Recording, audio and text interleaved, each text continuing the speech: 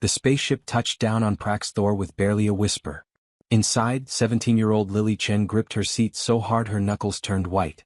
Through the viewport, she could see the alien capital stretching out before her. Towers made of crystal that caught the light of 3 different suns, creating rainbows that danced across buildings taller than any skyscraper on Earth. It should have been beautiful. Instead, it terrified her. "You'll do fine," the pilot said, not looking at her. Even he didn't believe it. Lily wasn't supposed to be here. Not really. She was just a junior assistant at the Department of Extraterrestrial Affairs, the person who brought coffee to important meetings and filed paperwork nobody else wanted to touch. But then Ambassador Williams got sick. Really sick, the kind of alien flu that put you in a medical pod for 3 weeks, and Earth needed someone at the Grand Council meeting. Anyone. Even a scared teenager who'd never left Earth before last Tuesday. The ship's door hissed open. Hot air rushed in, carrying smells Lily couldn't identify. Sweet and metallic and something else, something that made her lizard brain want to run. "Remember," the pilot said as she stood on shaking legs, "don't look them in the eye too long. They consider it aggressive. Keep your head down, agree with whatever they say, and try not to embarrass us too badly." Great. No pressure. The walk from the landing pad to the council building felt like walking to her own execution. Alien beings lined the pathways, some floating, some walking on legs she couldn't count, some that looked like they were made of liquid light. All of them stopped to stare at the human girl in the cheap gray uniform that was already showing sweat stains. She heard the whispers even through the translator device in her ear. The technology converted their languages into English, but it couldn't hide their tone. "Is that the human? So small. Pathetic. I heard their planet barely has space travel." Lily kept walking. 1 foot in front of the other. She'd been bullied before. Middle school had been rough, but at least then the bullies didn't have claws and fangs and the power to decide whether Earth got access to interstellar trade routes. The council chamber was enormous. The ceiling soared so high it disappeared into shadow, and the walls were lined with viewing screens showing what had to be billions of aliens watching from across the galaxy. This meeting was being broadcast everywhere. Earth's big debut on the galactic stage. And they'd sent her. In the center of the circular room stood a massive table, so tall that the shortest aliens there still towered over Lily. Seats ringed it, some chairs, some platforms, some just hovering spheres of energy. Representatives from hundreds of different species, all of them looking down at her. At the head of the table sat High Consort Draven, the leader of the Keltharian Empire, the most powerful civilization in this part of the galaxy. He looked like someone had crossed a person with a dragon and made him 7 feet tall. Scales covered his body in shimmering patterns, and his eyes were solid gold without any whites. When he smiled, showing rows of sharp teeth, Lily felt ice run down her spine. "Ah!" His voice boomed across the chamber, amplified somehow so everyone could hear. "Earth has sent its representative. How delightful." The way he said delightful made it sound like the opposite. "Come, come," he gestured with a clawed hand. "Take your seat. We've prepared a special place just for you." Lily walked forward, her footsteps echoing. Every eye in the room followed her. When she reached the table, she understood the joke immediately. The chair they'd given her was tiny, like something from a kindergarten classroom. While every other representative sat at normal height around the table, Lily's seat put her eyes level with their waists. She'd have to crane her neck just to see their faces. Laughter rippled through the chamber. Not kind laughter. The sort of laughter that came when someone fell on their face in front of everyone. Lily's cheeks burned hot. She wanted to protest, to demand a proper chair, to do something other than accept this humiliation. But the pilot's words echoed in her head. "Don't embarrass us. Just agree with whatever they say." She sat down. More laughter. Draven's smile widened. "How wonderful that Earth has joined us," he announced to the room, making no effort to hide his amusement. "Though I must say I expected someone a bit more grown. Tell me, young human, does your species often send children to handle adult matters?" "I'm not a child," Lily said quietly. "I'm 17. 17. Draven turned to the other representatives. "Did you hear that? 17 years of age. Why, she's barely more than a hatchling. Ambassador Vaxorn, how old were you when your species granted you the right to speak in public forums?"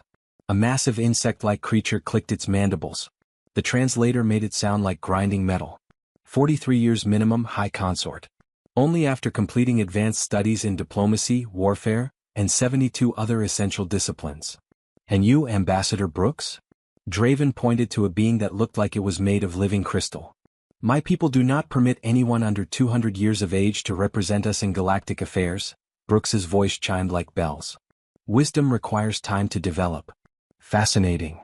Draven turned back to Lily with mock sympathy. And yet here you are. 17 years old, probably still living with your parents, sent to negotiate with civilizations that were exploring the stars when your species was still learning to make fire.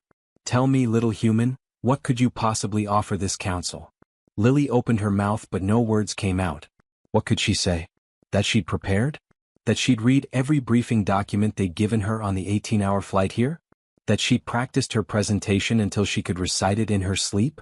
Looking around at these ancient, powerful beings who could barely hide their contempt, all of that felt worthless. Earth has unique. Draven interrupted. Please. We've scanned your planet. You have nothing we need. Primitive technology. Limited resources. A fractured population that can barely cooperate with itself. Give me one good reason why this council should waste our time listening to anything Earth has to say. The silence that followed was crushing. Lily could feel billions of eyes watching through the viewing screens. Back on Earth, everyone was probably watching too. Her parents. Her teachers. Everyone she'd ever known, watching her fail on the biggest possible stage. Then something happened that saved her from having to answer. From somewhere behind the walls, a roar shook the entire building. It was deep and primal and made something ancient in Lily's brain scream danger. Every alien in the room tensed. Some reached for weapons. Others activated defensive shields. The Vexra are restless today, Draven said, but Lily noticed his hand had moved to a control panel on his armrest. Pay it no mind. They're secure behind energy barriers. Lily turned to look where the sound had come from. Through a transparent section of wall, she could see into some kind of containment area. And there, pressing against a shimmering force field, was the creature that had roared. It was massive, easily as big as her dad's truck back home. 6 powerful legs, each ending in claws that looked sharp enough to cut steel. Its body was covered in fur that seemed to be made of metal, catching the light and throwing it back in silver patterns. The face was feline, like a lion crossed with something prehistoric and given glowing amber eyes. A Vexra. She'd read about them in the briefing files. Apex predators from dead worlds, impossible to tame, kept by the Keltharians as living symbols of their power. Looking at one was like looking at a tiger, beautiful and absolutely terrifying. But this one wasn't snarling or attacking the barrier like the files said they always did. It was staring. Directly at Lily. Their eyes met across the distance and something weird happened. Lily felt a pressure in her head like the feeling right before a thunderstorm, but inside her skull. Not painful exactly. More like someone gently knocking on a door she didn't know she had. The Vexra's expression, if you could call it that, seemed almost curious. Miss Chin. Draven's sharp voice snapped her attention back. Are you even paying attention? This is exactly why children shouldn't be sent to adult gatherings. Now, as I was saying, Earth's petition for trade status is denied. Perhaps in another century when your species has matured. But Lily barely heard him. She was thinking about the Vexra. About the way it had looked at her. Not with the hostility the files described. Not with the mindless aggression Draven kept them for. With recognition. Like it knew her somehow. 3 days on Praxthor felt like 3 years. Every morning, Lily woke up in her tiny room, calling it quarters was generous, somewhere in the basement levels of the palace. The bed was too short, the air was too dry, and the constant hum of alien machinery made it hard to sleep. But the worst part was knowing she had to face another day of the council meetings. Day 1 had been humiliation. Days 2 and 3 were just more of the same. The human wishes to contribute? Draven's voice dripped with false politeness. How unexpected. Please enlighten us with your wisdom. Lily stood up from her kindergarten chair, holding her data pad with sweaty hands. She'd spent all night preparing this presentation about Earth's biodiversity. Scientists back home said it was remarkable, thousands of species, unique ecosystems, genetic diversity that most planets in the galaxy had lost millions of years ago. Earth has over 8 million documented species, Lily began. Our oceans alone contain organisms that produce compounds useful for medicine, manufacturing, even. Boring, announced Ambassador Vexorn, the insect creature. We have genetic libraries containing billions of species from across the galaxy. What makes your primitive organisms special? Well, the unique evolutionary pressures on Earth created. Next topic, Draven interrupted, waving his clawed hand dismissively. Does anyone have actual business to discuss? Something that doesn't waste this council's valuable time. Lily sat down, her face burning. She'd worked so hard on that presentation. Her supervisor back on Earth had told her it was their strongest selling point. But these aliens wouldn't even let her finish a sentence. The meeting dragged on for hours. Trade routes between systems Lily had never heard of. Territorial disputes about planets she couldn't pronounce. Technical jargon that her translator struggled to convert into English. Nobody asked her opinion. Nobody even looked at her. Well, almost nobody. Through the transparent walls of the council chamber, Lily kept seeing movement. The containment areas for the Vexra ran along the lower levels, and every so often she'd catch sight of one of the massive creatures. The weird thing was they seemed to be following her. During a particularly boring discussion about mining rights, Lily glanced toward one of the transparent sections. A Vexra was there, pacing behind its energy barrier. But unlike the aggressive behavior described in the files, snarling, charging, attacking anything that moved, this one was just walking slowly, its glowing eyes fixed on the council chamber. Fixed on her. When the meeting finally ended, Lily took a different route back to her quarters. Partly because she was trying to avoid Ambassador Vexorn, who'd made a comment about humans looking crunchy, that may or may not have been a joke. But mainly because she wanted to see something. The lower corridors of the palace were less grand than the upper levels. Exposed pipes ran along the ceilings, and the walls were plain metal instead of decorative crystal. Lily passed maintenance workers, aliens she didn't recognize, who gave her curious looks but didn't stop her. Then she found what she was looking for, a viewing corridor that ran alongside one of the Vexra containment facilities. The creatures were magnificent up close. Lily counted 7 of them in this particular area, each in its own cell separated by shimmering force fields. According to the information plaques on the walls, these barriers could withstand a direct hit from a plasma cannon. The Vexra were that dangerous. But they weren't acting dangerous. As Lily walked slowly down the corridor, each creature stopped what it was doing and watched her. No snarling. No throwing themselves at the barriers. Just watching. Their heads turned to follow her movement, those amber eyes tracking every step. Extraordinary, isn't it? Lily jumped, spinning around.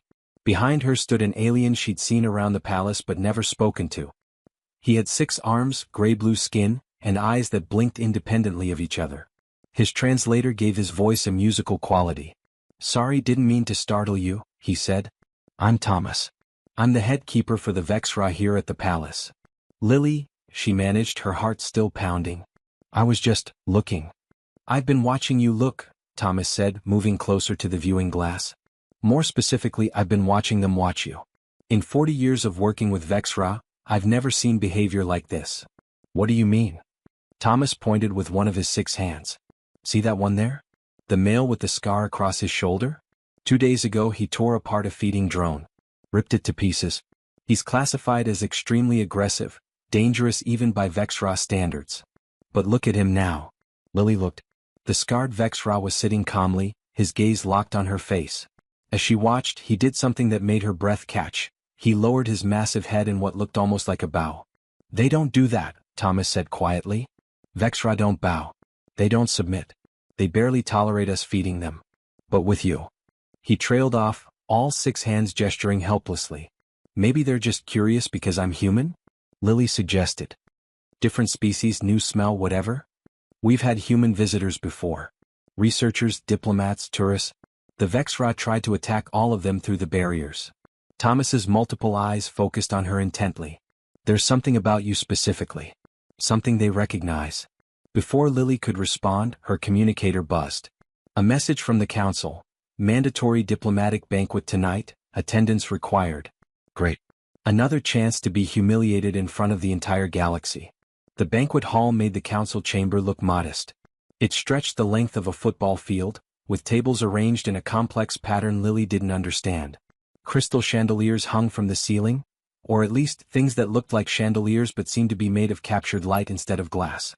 Lily's seat was, predictably, at the absolute end of the furthest table. So far from the main area that she could barely see the other diplomats.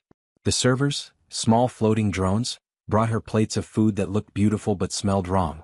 Her briefing packet had included a list of foods humans could safely eat on Praxthor, and none of these were on it. She picked at something that might have been bread and watched the other aliens eat and laugh and conduct the real business of the council. The business she wasn't important enough to be part of. All alone, little human? Lily looked up to find a young Keltharian standing over her.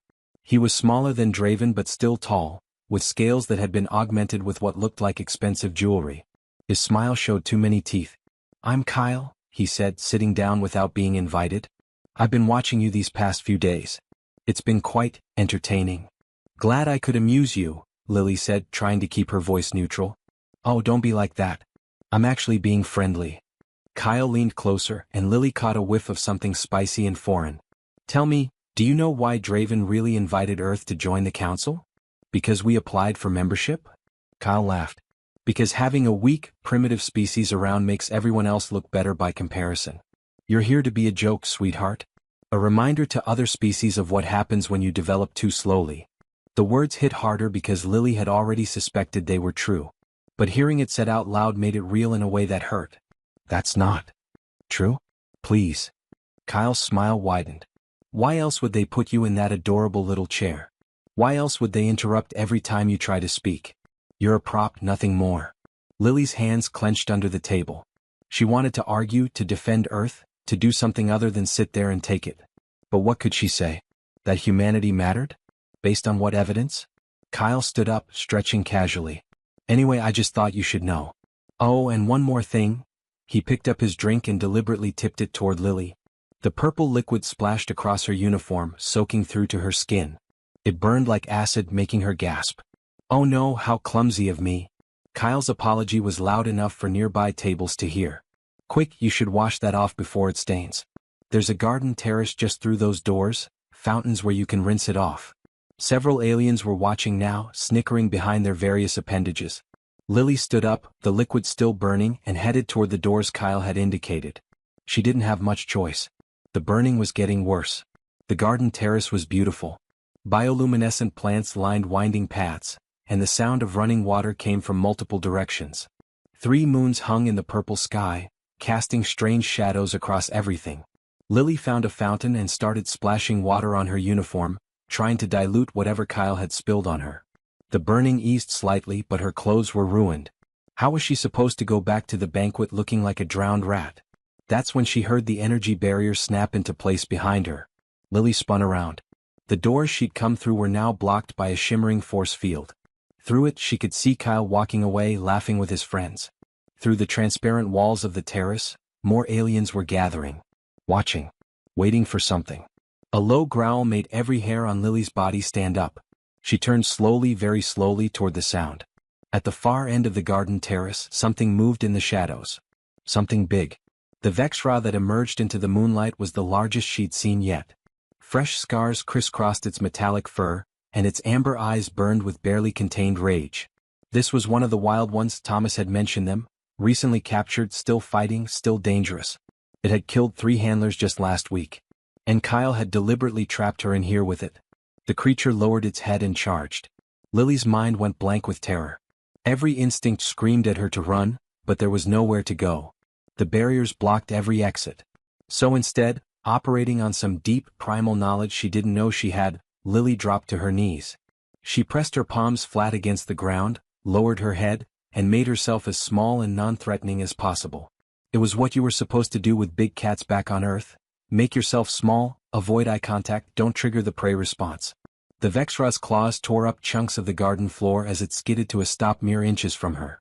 Lily could feel its breath, hot and metallic, on the back of her neck.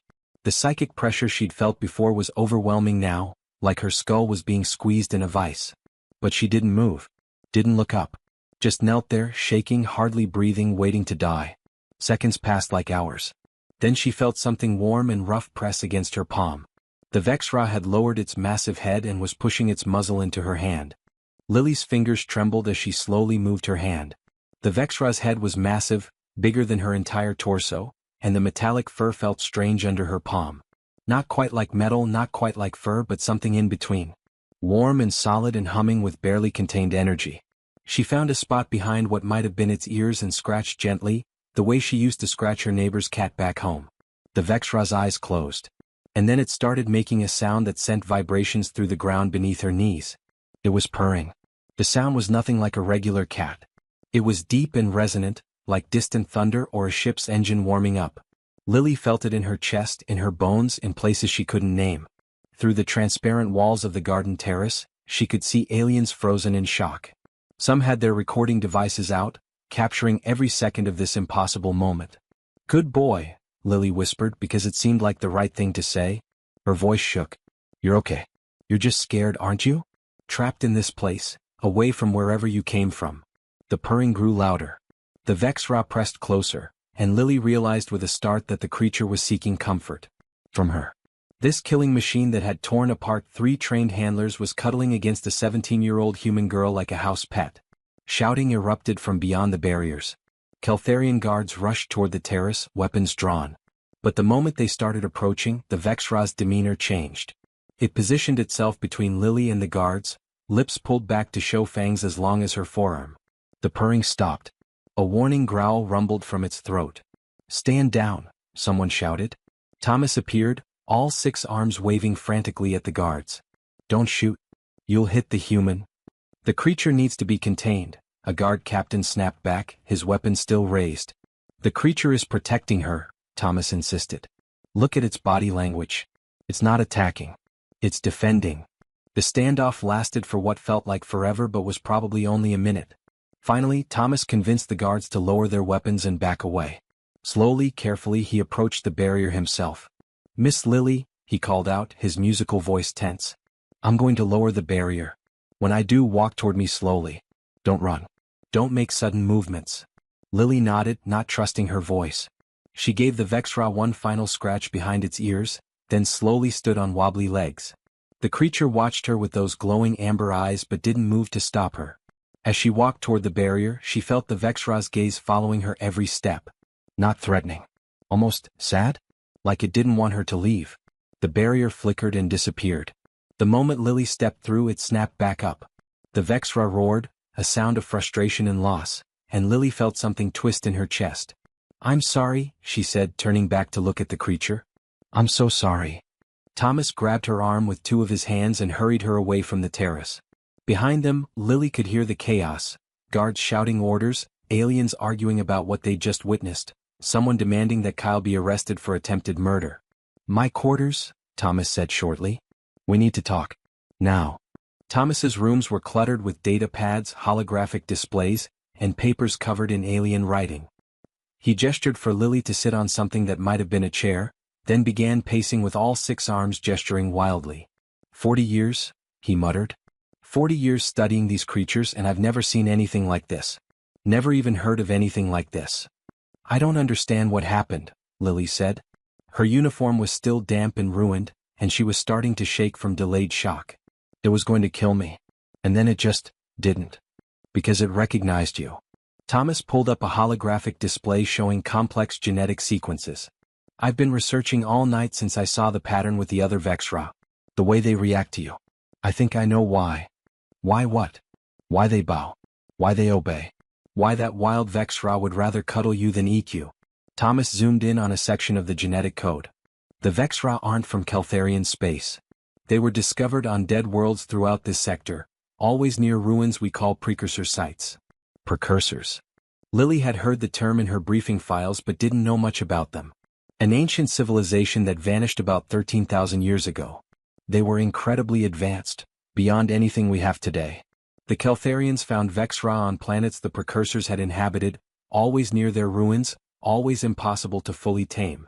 Thomas pulled up images of crumbling structures that looked both organic and architectural at once. "We think the Vexra were created by the precursors. Engineered companions designed to bond with them. But the precursors are gone." "Exactly. When they vanished, the Vexra were left behind. Waiting. The Keltharians captured them, tried to domesticate them, weaponize them. But there's something in Vexra genetics, a recognition protocol maybe, that responds only to precursor biology." All 6 of Thomas's eyes focused on Lily. Or something very, very similar to it. The implication hit Lily like cold water. "You think humans are related to these precursors? That's crazy. We only just got to space. We're barely hanging on as a species." "Are you?" Thomas pulled up another display, this one showing star maps. "Look at this. Earth's coordinates match exactly with precursor references to something they called the Seed World, or the World of Promise. We never knew what that meant. Until now." Lily stared at the maps, her mind racing. But if this is true, if humans have some connection to the precursors, why didn't anyone know? Why didn't the Keltharians test us or something? Because they weren't looking for it. Humans seemed too primitive, too young. Why would they think to check? Thomas's voice dropped. But High Consort Draven is smart. After what happened in the garden, he'll figure it out. And Lily, you need to understand, this terrifies him. Why? Because Keltharian power is built on precursor technology. Their weapons, their ships, their entire military advantage comes from artifacts they've found and reverse-engineered. If it becomes known that humans have a biological claim to that technology, that the Vexra recognize you as the rightful inheritors. Thomas trailed off meaningfully. Their power goes away, Lily finished. Exactly. Which is why. Thomas was interrupted by loud banging on his door. 3 Keltharian guards burst in, weapons drawn. Lily Chin, you're under arrest by order of the High Consort. The charge is illegal use of precursor technology to subvert security measures and control restricted biological weapons. What? I didn't use any technology. I didn't do anything. Tell it to the council. The guards grabbed her arms roughly. The High Consort has invoked the trial of Dominion. If you survive, maybe you'll be believed. What's the trial of Dominion? Lily asked, but she already knew from the look on Thomas's face that it was nothing good. It's an ancient ritual, Thomas said quietly. You'll be placed in the arena with Magnus, the Alpha Vexra. The oldest, largest, most dangerous one we've ever found. If your connection to the Vexra is real, if you truly carry precursor markers, Magnus will recognize you. If not, he didn't need to finish. How many people have survived this trial? Lily asked. The guards exchanged glances. In 3,000 years of Keltharian history, 17 warriors have attempted to prove their dominance over Magnus. All 17 died within minutes. They dragged Lily out of Thomas's quarters, through corridors that were suddenly filled with aliens all rushing to see the spectacle. News traveled fast in the palace. The human girl who'd somehow tamed a wild Vexra was now going to face the Alpha. It was the kind of entertainment the galaxy hadn't seen in centuries. Lily was thrown into a small cell to wait for the trial. Through a tiny window, she could see one of Praxthor's moons rising. On Earth, her parents were probably watching the news feeds, horrified. Her little brother Jake would be scared. Her friends would think she was going to die. She might be going to die. The cell door opened. Lily expected guards but found Thomas instead, carrying an armful of data pads. I shouldn't be here, he said quickly. But you need to understand what you're facing. Magnus isn't like the other Vexra. He's older, much older. Some scientists think he might have actually lived during the precursor era, kept in stasis until we found him 50 years ago. So he might have actually known the precursors? Possibly. Which means he'll remember what was lost. The Vexra we keep now have only genetic memory, instinct. But Magnus. Thomas pulled up an image of the largest Vexra Lily had ever seen. Easily 3 times the size of the one from the garden. Silver-white fur covered in ancient scars. Eyes that glowed not amber but deep blue. Magnus has actual memory. And he's been imprisoned for half a century, growing angrier every day. You're really not helping my nerves here. I'm trying to help you survive. Thomas showed her more images. Precursor ruins, strange symbols, things that looked like altars or meditation spaces. If Magnus truly remembers the precursors, he'll be testing you. Not just recognizing your genetics but looking for something deeper. Some connection. Connection to what? To them. To the precursors themselves. Thomas's voice was gentle. Lily, I've studied every text we have about them. The precursors weren't just advanced technologically. They valued something above everything else, compassion. The ability to connect with other beings, to understand suffering, to choose kindness even when it's not the easy choice. Their entire civilization was built on it. And you think that's why they created the Vexra? As companions? I think they created them as partners. As friends. Thomas gathered his data pads. Tomorrow when you face Magnus, don't think of him as a test or a monster. Think of him as someone who's lost everything. Who's been alone for so long he probably doesn't remember what love feels like. You want me to love the thing that's going to try to kill me? I want you to see him the way the precursors would have. Not as a weapon. Not as a beast. But as a living being who's been hurt. Thomas moved toward the door then paused. The Vexra in the garden responded to your kindness, Lily. To your empathy. Magnus will need that too. Maybe even more. After Thomas left, Lily lay on the cold floor of her cell and stared at the ceiling. Tomorrow she'd walk into an arena in front of the entire galaxy. Tomorrow she'd face a creature that had killed 17 trained warriors. Tomorrow she'd probably die. But if she was going to die, she'd die trying to do it the human way. With compassion. Morning came too quickly. Lily barely slept, and when she did, she dreamed of massive creatures with glowing eyes and teeth that could tear through steel. Guards arrived before dawn, saying nothing as they led her through empty corridors. The palace felt different at this hour, quieter, darker, like it was holding its breath. They took her to a preparation room where other aliens waited. Not guards this time, but attendants of some kind. They stripped her ruined uniform away and replaced it with a simple white cloth that barely covered her.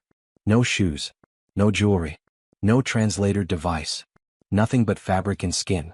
You will enter the arena of first contact alone, one attendant explained in broken English. Apparently they didn't trust her with technology that might be used to cheat. No weapons. No devices. You and Magnus, nothing else. If you survive 15 minutes, the trial ends. You will be freed. 15 minutes.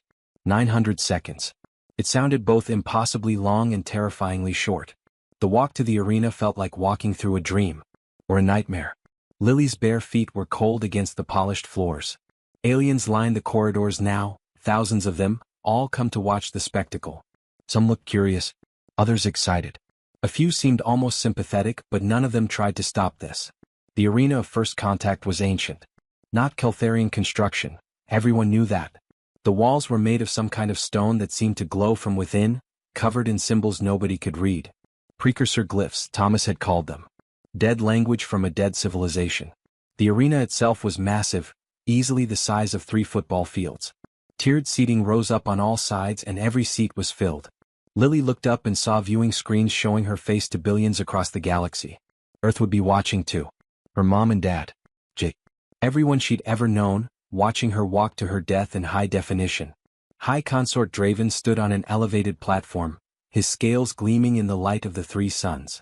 His voice boomed across the arena, amplified somehow. We are gathered to witness the trial of Dominion. The human Lily Chin stands accused of using forbidden technology to control the sacred Vexra. She claims her connection is natural, biological, legitimate. His golden eyes fixed on Lily with barely concealed hatred. If this is true, she will survive the encounter with Magnus. If she lies, the Alpha will know. And he will respond accordingly. The crowd erupted in cheers and whistles and sounds Lily's brain couldn't even process. They were excited. This was entertainment to them. A primitive human about to be torn apart by the galaxy's most dangerous predator. Send her in, Draven commanded. 2 guards shoved Lily toward a massive gate at the arena's edge. It opened with a grinding sound that made her teeth hurt. Beyond it, stairs descended into the arena floor. Stone steps, ancient and worn smooth by time. Lily's legs shook as she walked down. She wanted to run. Wanted to scream. Wanted to wake up in her bedroom on Earth and realize this had all been a terrible dream. But her feet kept moving, one step after another, until she stood on the arena floor.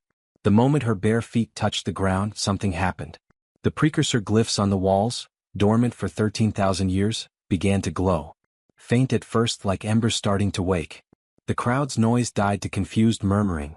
What's happening? Someone shouted. The glyphs, they've never done that before. Is this part of the trial? Lily had no answers.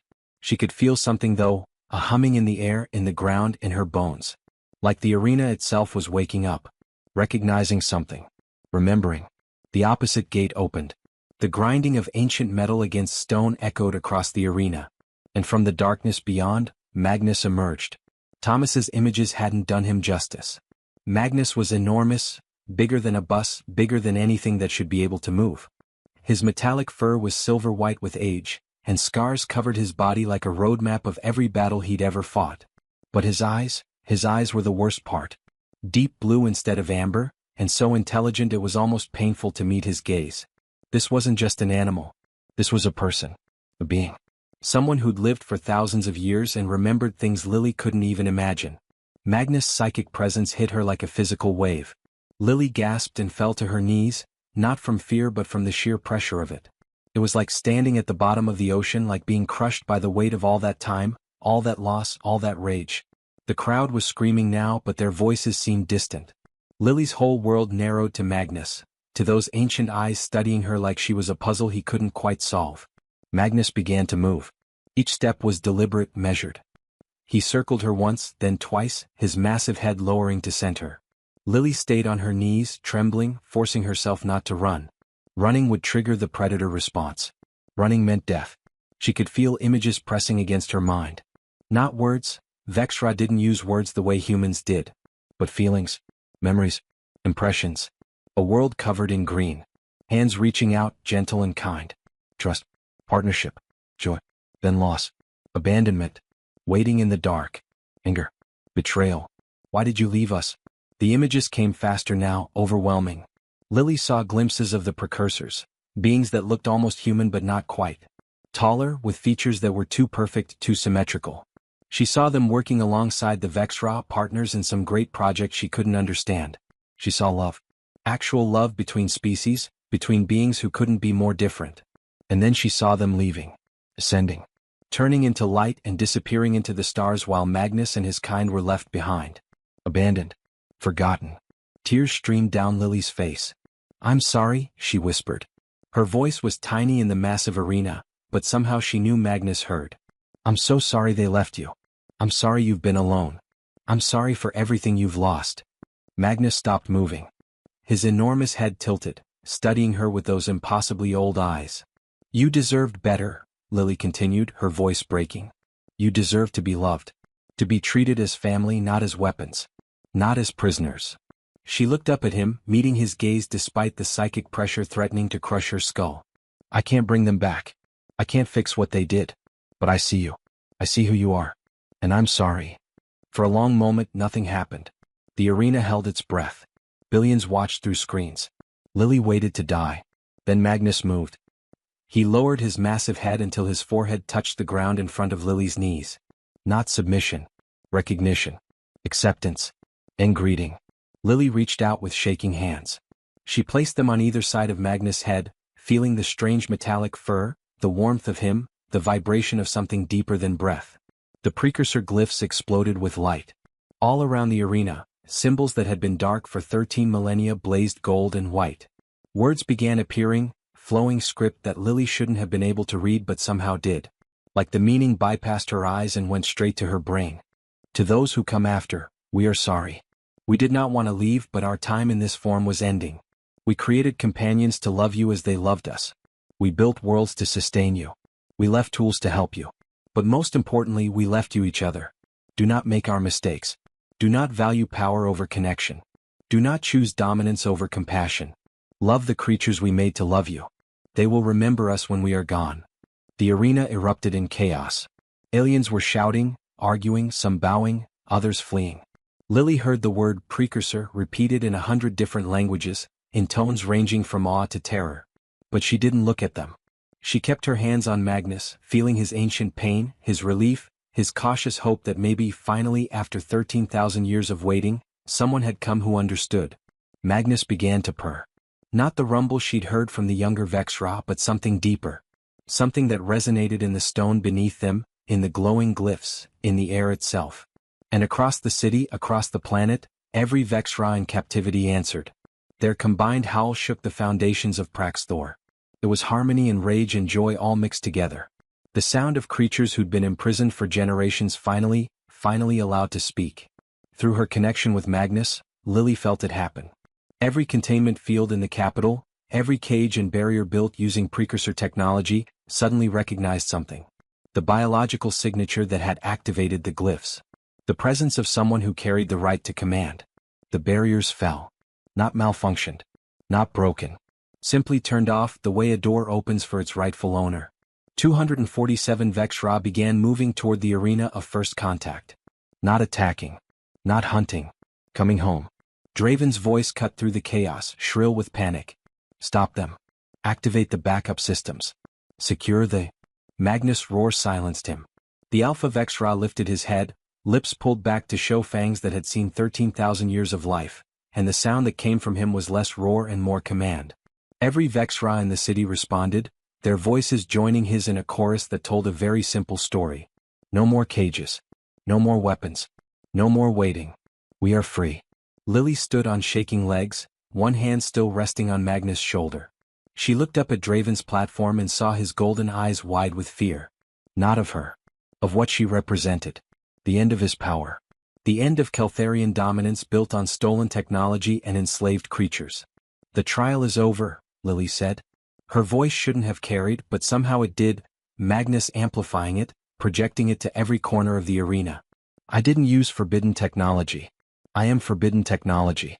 Or at least I'm descended from the people who made it. And according to every law in this galaxy, that means the precursor legacy belongs to humanity as much as it belongs to anyone. Lies. Draven snarled. This is a trick, an illusion. Then explain the glyphs. Ambassador Helena Chen stepped forward from the crowd. The older human diplomat had been silent until now, but her voice carried the weight of authority. Explain how a 17-year-old girl activated technology that your best scientists couldn't even power on. Explain how every Vexra in this city just recognized her biological signature. Arrest her. Draven commanded. Arrest them both. This is treason against the Keltharian. But his own guards didn't move. The guards stood frozen, their weapons lowered. Because entering the arena now, moving through the massive gates with the fluid grace of creatures finally freed from chains, came the Vexra. Dozens of them. Scores of them.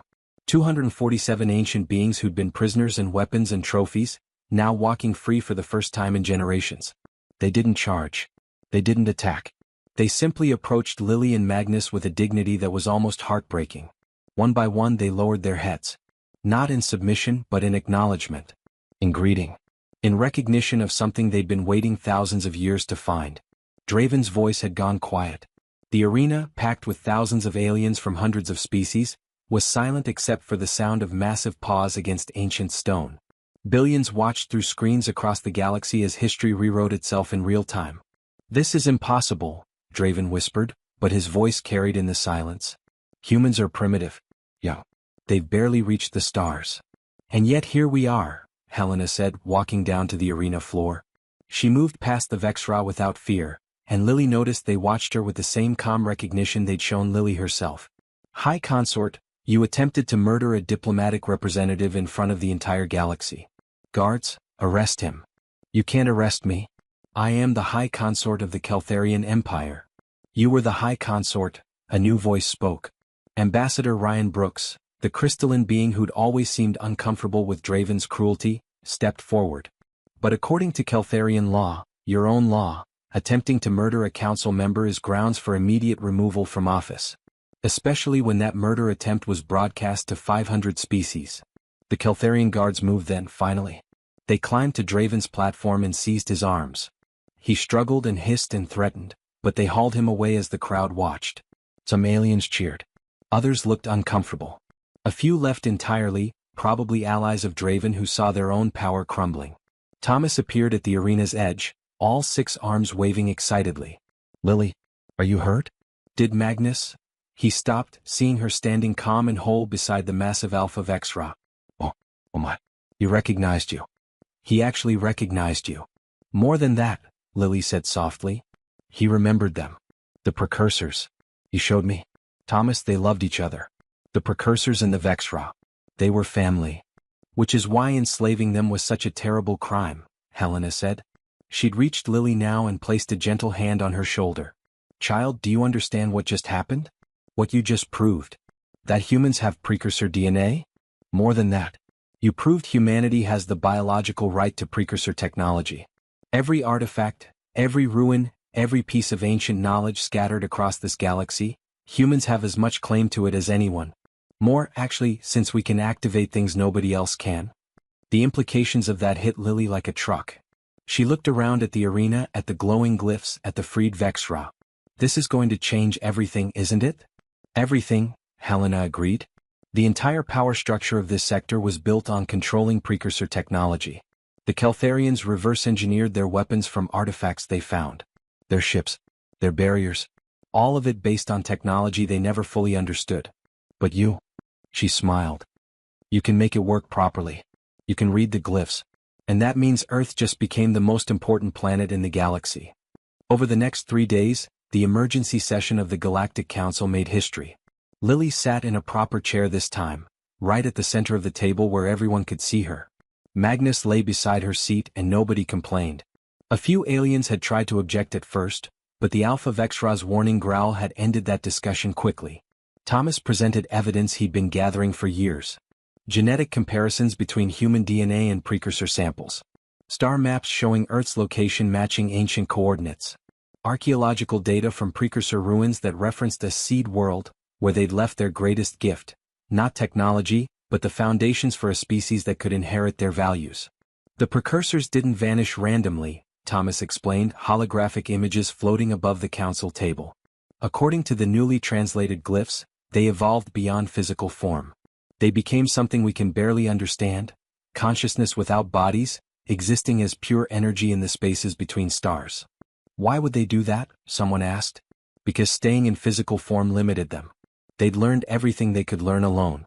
They'd explored every question, mastered every challenge. The only frontier left was abandoning physical existence entirely. Thomas pulled up more images. But before they left, they prepared. They created companion species like the Vexra to help the beings who came after. They seeded worlds with enhanced biology. And on Earth they did something special. The image changed to show the double helix of human DNA, with certain sections highlighted in gold. They built humans to be bridges, Thomas continued, between the physical and the beyond, between compassion and intelligence, between the old galaxy and the new. The genetic markers in human DNA aren't just compatibility with precursor technology. They're instructions. A template for a species that could succeed where the precursors struggled, by valuing connection over conquest, empathy over dominance. That's a lovely story, Ambassador James Carter said, the Centauri representative who'd been hostile to Earth from the start. But it doesn't change the fact that giving humans unrestricted access to precursor sites would destabilize the entire galactic economy. Keltharian military contracts, trade agreements, technology licenses. Everything depends on the current power structure. Maybe that structure needs to change, Ryan Brooks said quietly. The Keltharians have used their monopoly on precursor technology to subjugate smaller species for 3 centuries. My people, the Talaxians, have been their vassals for generations. If humanity's emergence creates a more balanced galaxy, I welcome it. The argument went back and forth for hours. Species that had suffered under Keltharian rule saw opportunity. Those who'd profited from the old order saw a threat. And everyone wanted to know exactly what rights Earth would claim. Lily listened to it all, feeling overwhelmed. A week ago she'd been a nobody. A junior assistant who brought coffee to important meetings. Now she was at the center of the most significant political shift in galactic history. During a break in the sessions, she stepped outside to a balcony overlooking Praxthor. The city looked different now. Vexra moved freely through the streets, and while some aliens gave them nervous looks, others had started approaching them cautiously. Curious. One alien child was even trying to pet a younger Vexra, who tolerated it with patient dignity. Helena joined her at the railing. Feeling overwhelmed? That's an understatement. Helena, I don't know what I'm doing. I'm 17. I should be worrying about college applications, not reshaping galactic politics. And yet here you are. Helena looked out at the city. You know why they chose you for this mission? Before you got on that ship? Because I was the only warm body available? Because Director Martinez saw something in you. He reviewed everyone's files in that building, looking for someone who could survive if things went wrong. And your file stood out. Not because of your grades or your credentials. Because of what you did with your neighbor's cat. Lily blinked. Mr. Whiskers? That was in my file? Everything's in the file. You spent 3 months nursing that cat back to health after it got hit by a car. Paid for the vet bills out of your part-time job money. Sat with him every night so he wouldn't be scared. Martinez said anyone with that much compassion for a random cat would find a way to survive in a hostile alien empire. Helena smiled. He was right. I just did what felt natural. Exactly. And that's what the precursors valued above everything else, natural compassion. The instinct to see another being in pain and want to help, even when it's difficult, even when it costs you something. That's what they built into human DNA. That's what makes you their inheritors. When the council reconvened, Helena stood to speak. Lily realized with a start that this had been planned. The older diplomat had been saving her proposal for exactly the right moment. Earth offers the following compromise, Helena announced. First, we acknowledge that the Vexra are sentient beings who have been illegally enslaved. They will be freed immediately and allowed to choose their own paths. Some may choose to stay with species who've treated them well.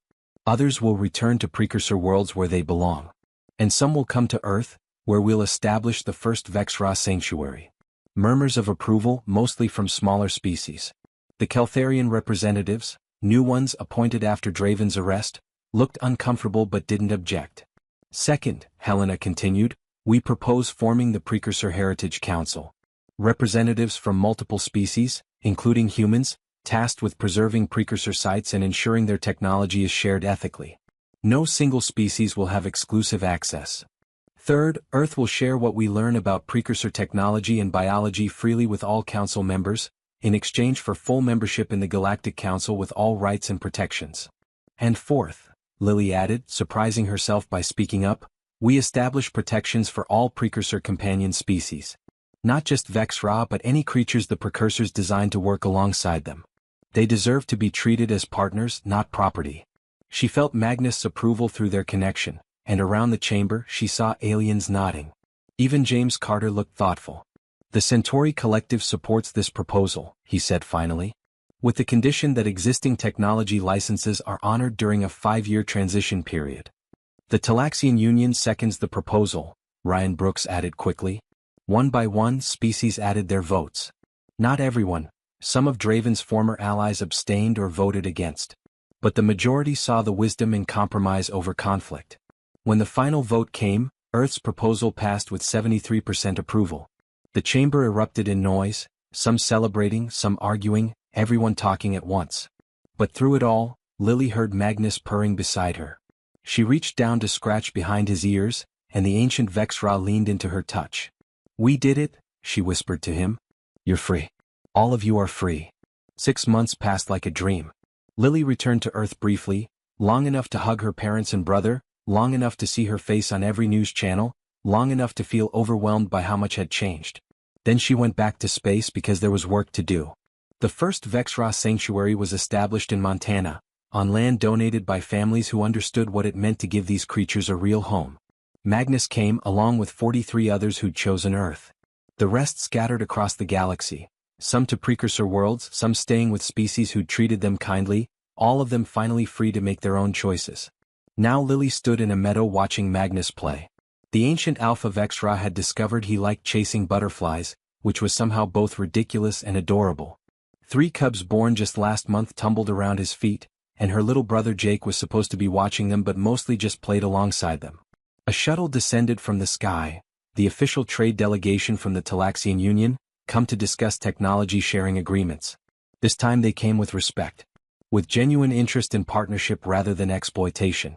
Thomas emerged first, all 6 arms carrying data pads and samples. Ambassador Chin, are you ready for another round of meetings? Lily smiled at the title. Ambassador. She still wasn't used to it.